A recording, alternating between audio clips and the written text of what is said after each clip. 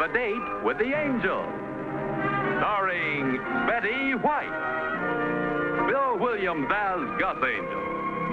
Presented by Plymouth, star of The Forward Look, and the Plymouth Dealers of America.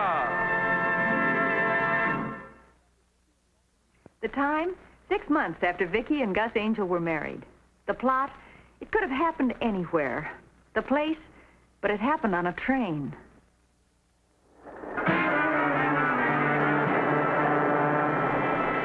We haven't been out of the station 10 minutes, and I'm positively lightheaded. Just getting away from that house. Well, remember, kids, now, this isn't exactly a vacation. You rang, sir? Oh, yes, I certainly did, waiter. I'd like 2 beers and 2 lemonades. Yes, sir. Carl always was a big spender. You know, what I don't seem to get across to Dottie, Vicky, is that Gus and I are being sent to San Francisco so that John Calvin can give us the once-over. Us and our wives.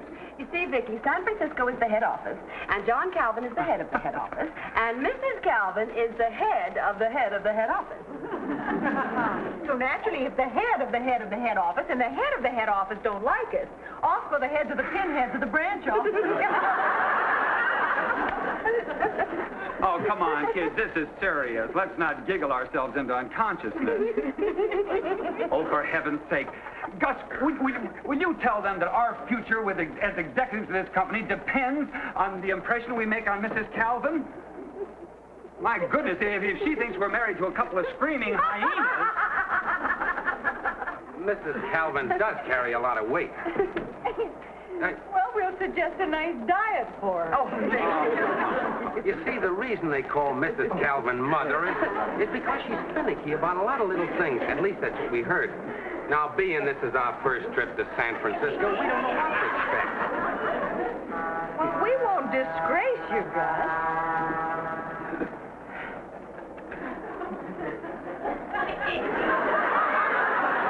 why didn't you stay and smoke it for her, Carl? Wrong brand.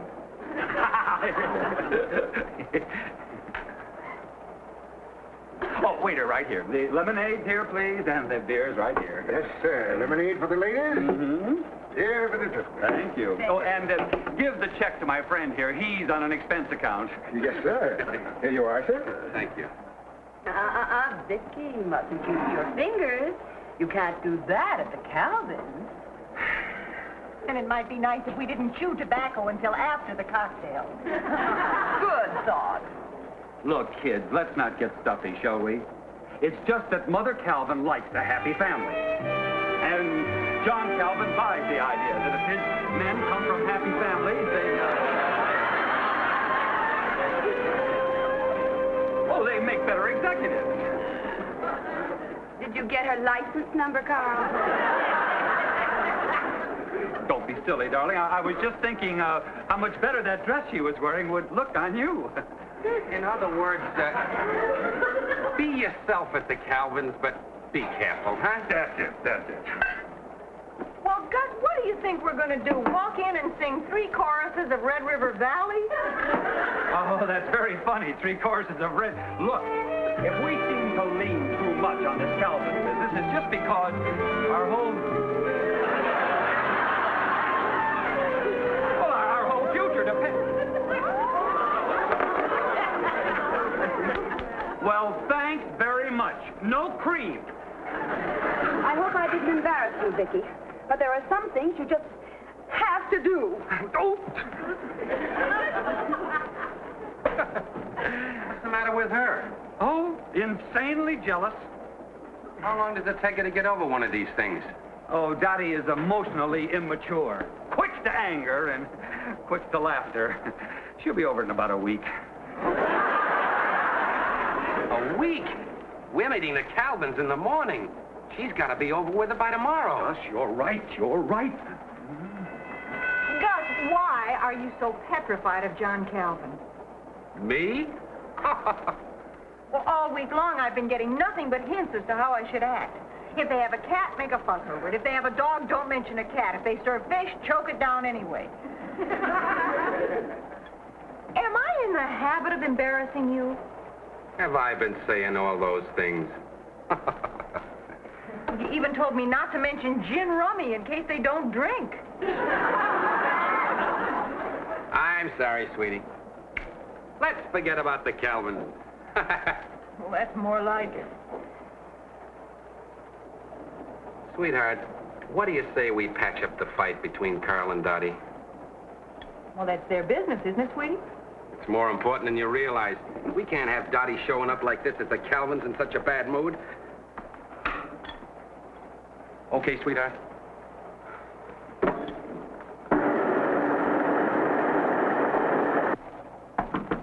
Dottie, honey. Open the door, Dottie. I know you're in there. I can smell that gook you put on your hair. Dorothy, open this door. You hear me? You open this. Is there a lady in there? Well, now there is an open question. Dorothy! Listen, mister, how'd you like to get put off of this train? And I might as well warn you, we're not going to make any stops.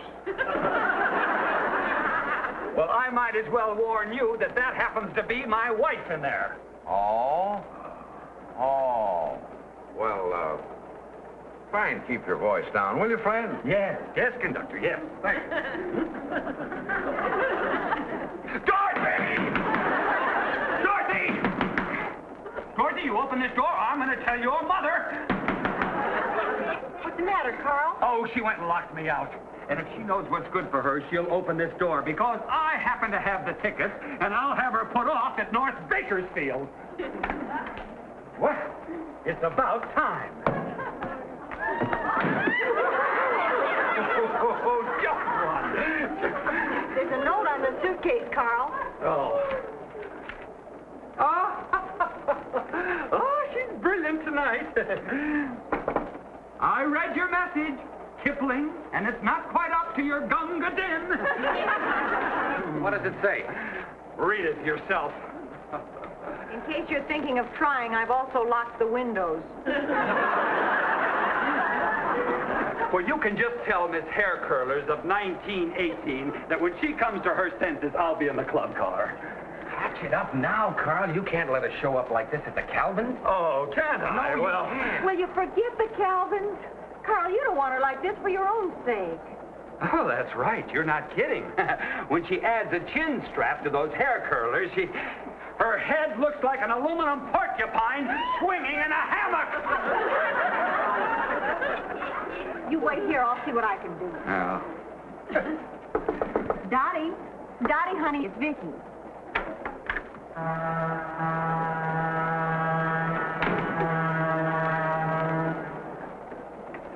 An aluminum porcupine swinging in a what? He didn't mean it, Dottie. Did you see the way he was taking inventory of that tall brunette? He isn't a husband, he's a chicken inspector. I don't think he even knew he was doing it. If he tried to meet the girl, it'd be a different thing, but he never does. Does he? No. Well, I'd worry a little if Gus didn't look at other girls once in a while. Of course, I'd take a dim view of it if he actually talked to them. After all, what harm can they do if they don't say anything? Carl doesn't have to say a word. He has the most talkative eyeballs west of Kansas City. Oh, that's more like it. Well, honestly, sometimes I hate myself for still being in love with that. An aluminum porcupine swinging in a what? Hammock. Carl has such a flair for the obvious.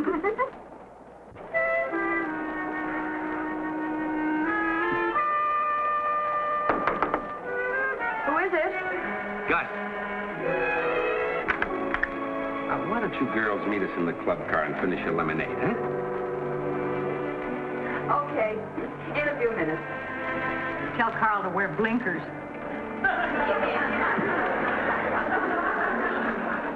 The girls are going to meet us in the club car in just a few minutes. I heard that last remark. Oh, look at this, Gus. Some people have no consideration for others. Now you gotta be an Olympic hurdler to get up and down the aisle here. No, we don't do things like Well, are these yours? Oh, yes, sir.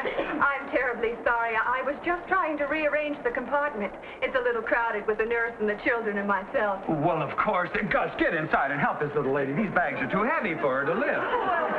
That's awfully nice of you. Oh, how many children do you have? Oh, 3.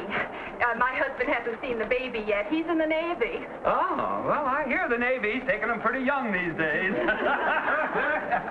Oh, put the heavy one on top, Gus. Not so loud, Carl. Babies are trying to get to sleep. Oh, well, Jan, I see you don't need any help. Oh, no, these gentlemen came to my rescue. Oh, this is my kid sister, Mrs. Johanna Threeb. Oh, Mrs. Well, what do you say we just use first names? I'm Carl, and this is Gus. Oh, fine. Well, I'm Janet, and this is Vivian. How do you Baby, do? you're sure cute. Oh, thank you so much. Well, see you later. Right. You know, you girls are going to love San Francisco. My, it's a real fun town. I know. I work for the San Francisco Police Department. Police department. I see. See you later. You know, I had a friend who was connected with the police force once. Yeah, by a pair of handcuffs. Well, I got a lot more of them, but I seem to be boring my friend. We'll see you girls later. Right. Bye. Well, thanks again, Gus and Carl. Bye. Bye-bye. Bye. Yeah. Pretty old jokes, but nice guy. Yeah. Say, how about joining me in the club car, huh? Oh, I'd love to, but you know, I want to get the kids to sleep first, all right?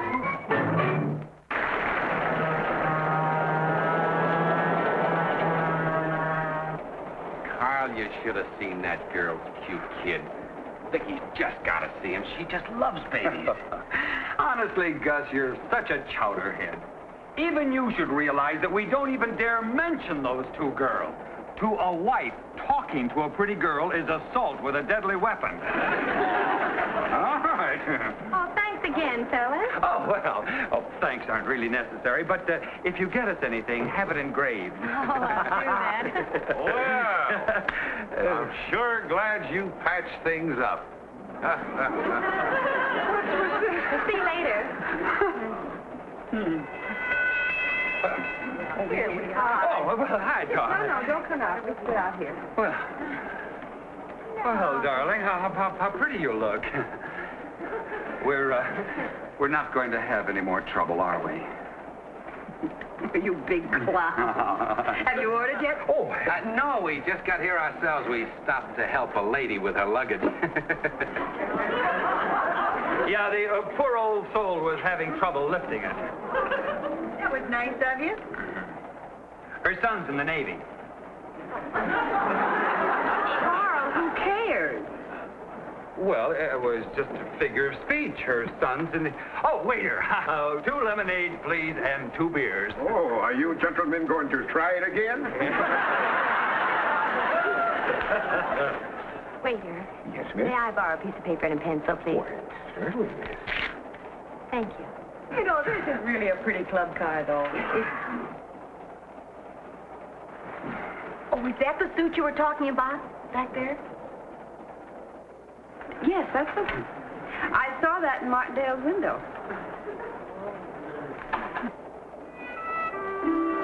Don't you think maybe she's overdoing the friendly smile a little bit? Gus, don't be obvious, honey, but tell me what you think of this suit on this girl back here. I almost got one like it.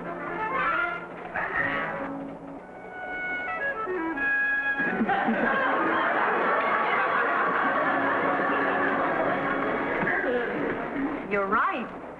She's either friendly or she's very proud of her teeth.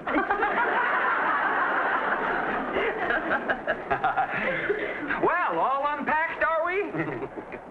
Well, now, there's a question that came right out of left field. Tickets, please. Oh, I have yours. Yes, sir. Say, you sure do get around. What a crazy mixed-up conductor. Oh, waiter. Here you are. 2 lemonades, please, and 2 beers. And you can give my friend the check again. For a big train, they have awfully small checks. You know, being on this club car reminds me of a wonderful story. This one fellow says to the other fellow, he says, "Do you believe in clubs for women?" And the other fellow says, "Only when they get out of line."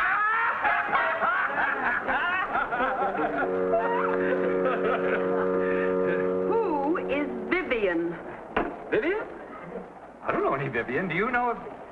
Oh, Vivian! Oh, that's Clemson's sister-in-law. Yeah, she runs a chinchilla ranch up near Tascadero. Oh, she's a very nice, a little on the skinny side, Well, but she is... Vivian sent you those and a note from a Tascadero. She has quite a sense of humor. Dear Carl and Gus, sorry, but it's difficult to engrave beer. Vivian. She's that girl over there. Well, don't just sit there. Thank her.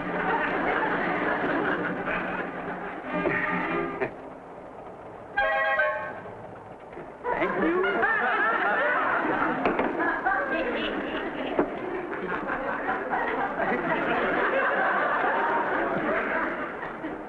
Is that the poor old soul who couldn't lift the luggage? She does all right lifting a glass. Look, it just so happens that her name happens to be Vivian, and she happened to have crossed here a moment ago because she was helping this elderly lady lift this luggage up, and Vivian happened to come along. True. This one is with the police department. Let's mold our thinking a little, shall we, girls? Now, it happens to be true. This one is on her way to San Francisco. Vicky, you can sit and listen to this fairy tale if you like, but I've had all I can stand. Now, Dottie? And when I get to San Francisco, I may just kick Mrs. Calvin in her motherly shins.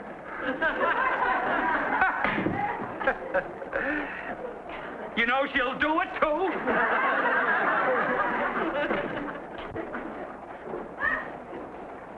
I hate explanations, but I guess I'd better, huh? Yeah, I'd better. Vivian really is with the police department. Vivian? When you first met me, you called me Miss Morgan for 3 weeks. And, you see, her real name is Mrs. Robamacher or Robamaker or something, and, yes, and, she did happen to come along when we were helping her sister with her luggage. That's the elderly lady. Well, she did introduce her as her kid sister. That is Vivian, and she does have these 3 children with her. Somehow it sounds a little more sensible without Carl around to mold things. All right. You helped the little old lady with her luggage, then what? Well, it's a Oh, long... never mind, honey. I didn't mean to sound suspicious. Honey, I don't blame you. Well, thanks again, Gus. Are they all right? Yes, they're all sound asleep.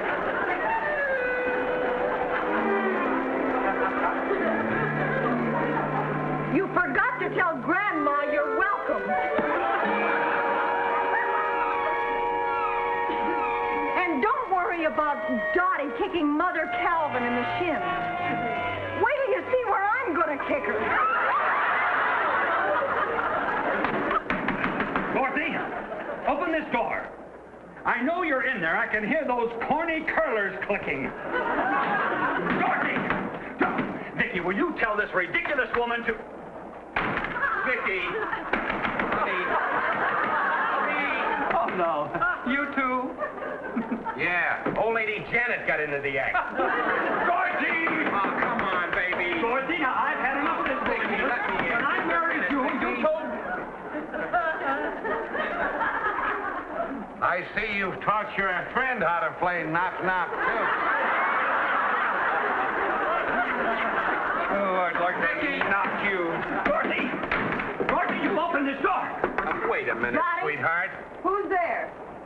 Nobody here but us chumps.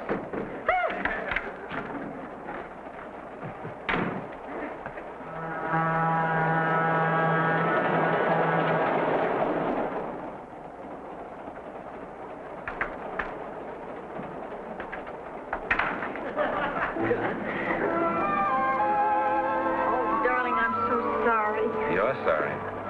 I didn't sleep a wink, honey. Carl! Out. I made him sleep in the upper berth for causing all this trouble. Come on, Carl. Back to Mama.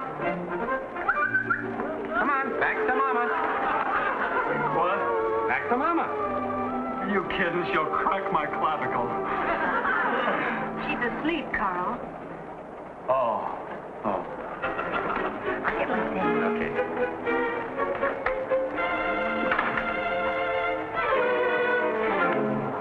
Oh, Gus.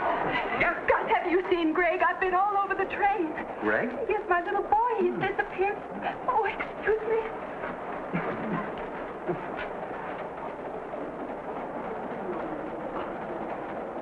Hey, are you Greg? Yes, sir. Where you been, son?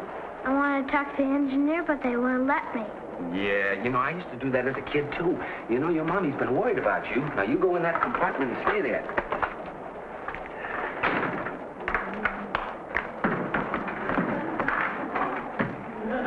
Good night, Carl. Good night, Vicky.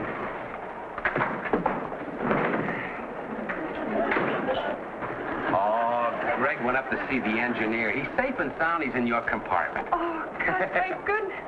Oh, Gus, you're simply wonderful.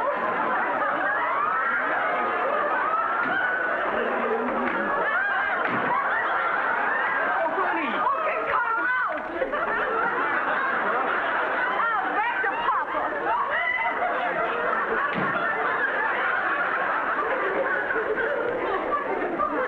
Oh, Gus, this is the worst nightmare I've ever had.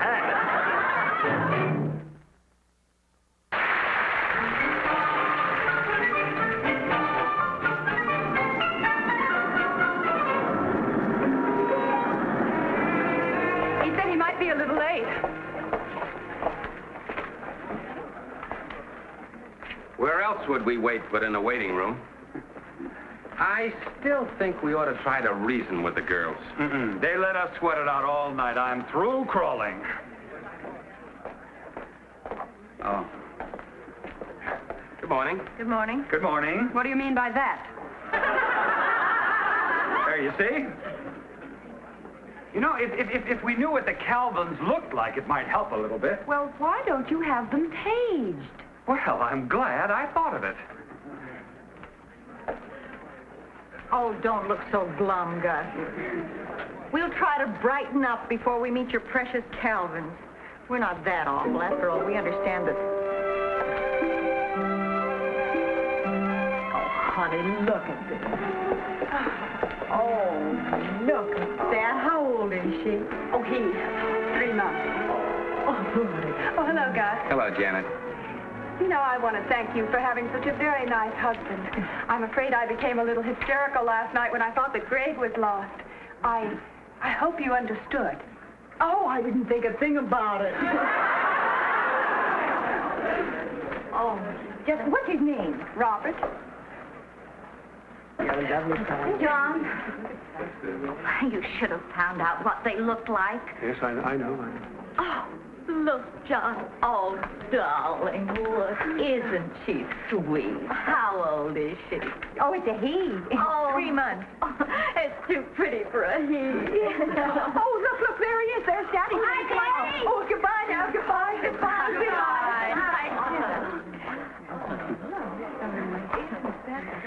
I can see you girls love children. That's a good point in people. Are you just visiting here in San Francisco? Well, more or less on business. I'm Mrs. Calvin. This is my husband, John Calvin. Oh, and this is my friend, Mrs. Koenig, and I'm Mrs. Angel. We're down here trying to find people that we don't even know. Mrs. Calvin. Hi, Mrs. Koenig. Did I hear someone mention the Calvins?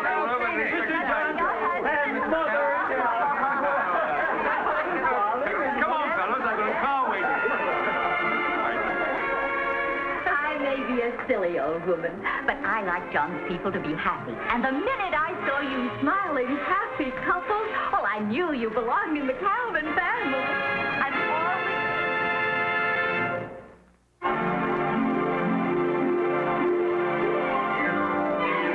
Got a date with an angel, gonna meet her at 7. Got a date with an angel, and I'm on my way to heaven.